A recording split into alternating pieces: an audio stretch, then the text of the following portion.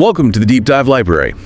We're here to really unpack ideas that can genuinely shift how you see things. Right. It's not just book reports. No, definitely not. It's about digging out that core wisdom, the stuff that brings clarity, maybe even transformation. And today we're tackling Eckhart Tolle's The Power of Now. We'll navigate through his, sometimes pretty profound insights on time, thought, suffering. Stuff that might surprise you, presented hopefully in a way that just clicks. Whether you've read him before or this is totally new territory. Okay, so let's dive in. First big idea. This illusion of separation and what he calls being.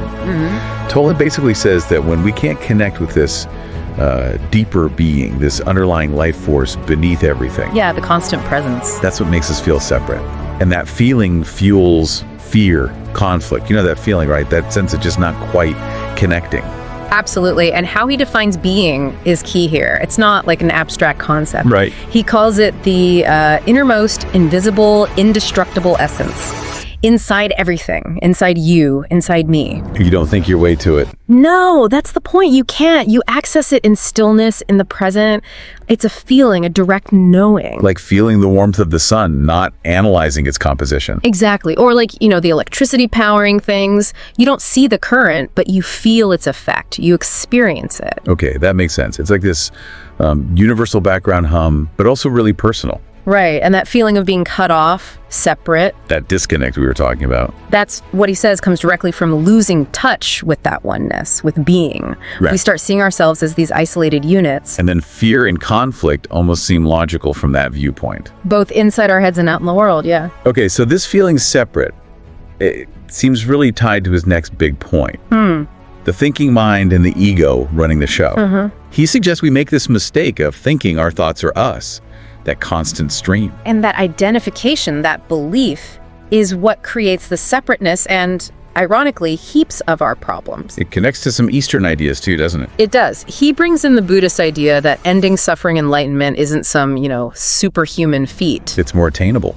Well, he argues that getting tangled up, identified with all that mental noise, creates this filter, a screen of labels, judgments, concepts. So it blocks us from just experiencing things directly. Exactly. Ourselves, other people, the world around us, it's all filtered. So the thoughts themselves aren't bad, but believing we are nothing but those thoughts, that's the issue. That's it. And that's where the ego comes in. Tolle's definition is it's a false self. A mental construct. Yeah, built purely from unconsciously identifying with the mind. And it's always needing to think, define, judge, nonstop. And it lives in the past and future, doesn't it? Yeah. Constantly replaying things or worrying about what's next. Totally. It misses the present moment entirely. Think about your own mind. How often is it chewing on yesterday or jumping to tomorrow? All the time. It's exhausting. That's the ego living in what Tolle calls psychological time. It needs the past for identity, the future for, whatever it's seeking. Fulfillment, security, whatever. And it just blinds itself to the now, the only place life actually is. Yeah. Does your mind ever feel like that? Just chattering away like a runaway train, even when you wish it would just be quiet for a second? Oh yeah, definitely. It's usually the ego doing its thing. Which leads Tolle to say something pretty strong, that this compulsive thinking is almost like an addiction, a disease even. Yeah, draining our energy. But he's nuanced here. It's important. He's not anti-thinking. Not at all. The mind's an amazing tool. The problem starts when it uses you, when you're convinced that voice in your head is you. The tool becomes the master. That's the illusion, yeah. So the way out is creating distance, learning to disidentify. That's the crucial step. And the how is about creating gaps, spaces in that constant stream of thoughts. How do you do that? By deliberately putting your focus into the now. Just paying attention to this present moment. Not trying to force thoughts to stop. No, that often backfires. It's more about shifting where your awareness rests. And when you do that, you find these moments of no mind. And that brings more alertness. Seems counterintuitive. It does, but he says it leads to heightened awareness, but without the mental commentary. That's the core of meditation, really, but brought into everyday life. And he gives those simple examples, right? Like washing your hands or walking, doing dishes. Yeah, even just pausing at a red light, taking those things you do on autopilot. You just being there for them. Fully, focusing completely, feeling the water, noticing the movement, hearing the sounds, breathing. And the way you know it's working is feeling calmer. The degree of inner peace you feel. That's his benchmark. Okay, but what about, needing to think, to analyze, solve problems? If we stop identifying with thought, do we lose that ability? That's a common concern, yeah. But he's clear. This isn't about becoming less intelligent. It's about rising above thought. Not falling below it. Exactly. The mind is still there. It's a tool. But you decide when to pick it up and use it rather than it running constantly in the background. Moving from being reactive to being conscious in our thinking. That's a good way to put it. He separates thinking just one part of consciousness from consciousness itself, which is much bigger, more fundamental. It doesn't need thought to exist. And in that state of pure consciousness, You feel your own presence intensely, with joy, peace. And the mind's usual worries just seem insignificant. wow, okay.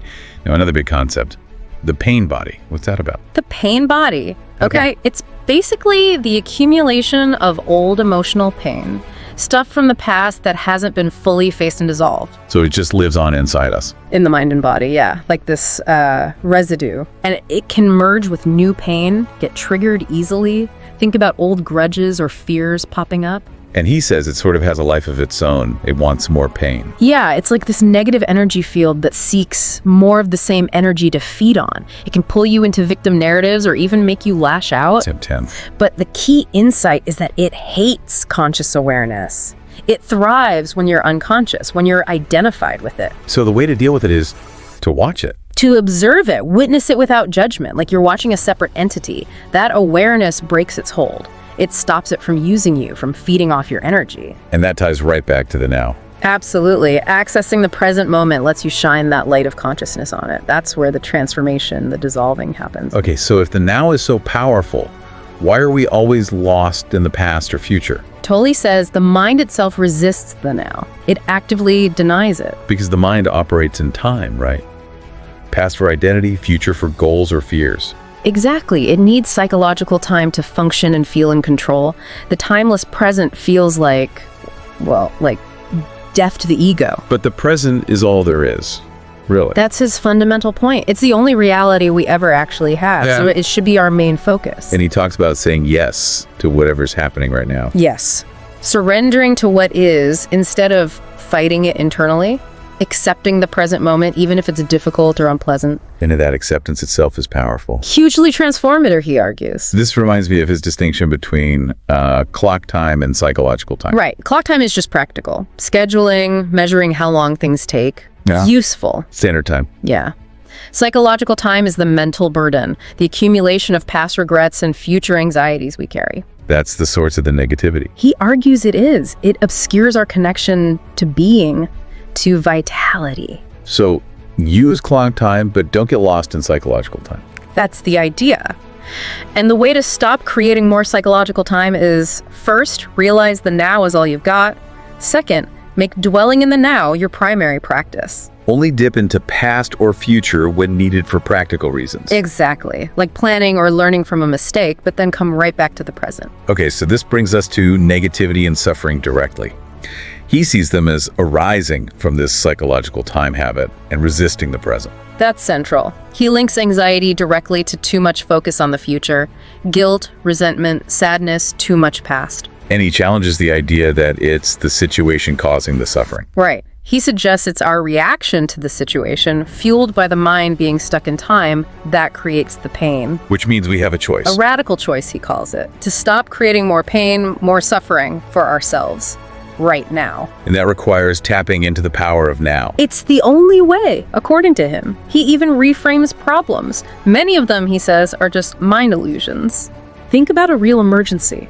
Often, the mind goes quiet, right? You become very present, very focused. Action arises. Yeah, there's no time for worrying. Exactly. It's when we're not fully present that the mind spins stories and creates problems out of situations. Okay, let's shift slightly. He talks about an inner purpose versus an outer purpose. The outer purpose is your goals, what you want to achieve out there in the world. Future-oriented. Get the promotion, finish the project. Yeah. The inner purpose is about the quality of your consciousness right now, in this moment. So it's not what you're doing, but how you're doing it. Precisely. Are you present? Are you aware? Are you aligned with the now while you're doing whatever you're doing? That's the inner purpose. That puts a whole different spin on daily life. It really does. Now, related to that, what about the actual past? It obviously affects us. Right. How do we handle that while staying present? He doesn't say ignore it, does he? No, he acknowledges the unconscious past shows up in the present as thoughts, emotions, reactions, body sensations. Patterns we repeat. Yeah. But he warns against getting stuck trying to analyze it endlessly. Digging into the why can become another mental trap, another way to avoid the now. A bottomless pit. It can be. He stresses that only the present moment can actually free you from the past. So how? By giving your full, non-judgmental attention to how the past manifests right now. Noticing the reaction, feeling the emotion, without getting swept away by the story. So understanding might come, but it's a side effect of being present. Presence is the main thing. Understanding might arise, but presence is the agent of transformation. Okay. We keep saying presence. What is that state, actually? How does he describe it? Well, crucially, it's not a thought. The mind can't really grasp it conceptually. It's just being present. Exactly, being. He suggests trying to notice the gap between thoughts or just before the next thought starts. That little pocket of silence. That's a taste of it. That's a doorway. It's a state that's both very still and very alert. Thought-free awareness. And grounding in the body helps. Big time. Feeling the inner energy field of your body is a powerful anchor to the present moment. He also compares presence to, like, waiting. Not anxiously waiting for something to happen. No, more like being fully attentive, fully receptive in the now, ready for whatever is. So, being embodied here, alert, without the internal narration. That's it. And that's the key, really, to accessing what he calls the power of now. Okay, so let's try and wrap this up. Our deep dive into the power of now. It really boils down to seeing through that illusion of being separate. Yeah, and recognizing how much the thinking mind, the ego, runs things unconsciously. And the way out is cultivating awareness of this moment, creating space from the constant thought stream. Understanding the pain body, that accumulation of past pain, and how presence dissolves it. And learning to accept the now, saying yes to what is instead of resisting, making that distinction between useful clock time and suffering-inducing psychological time. Ultimately, yeah. Tolley's message is that freedom, peace. It's not waiting for you in the past or the future. It's right here. Always available in the now. And realizing that your inner state, the quality of your consciousness now, is maybe the most important journey you're on. More than just achieving external stuff. It's about how you are, moment to moment.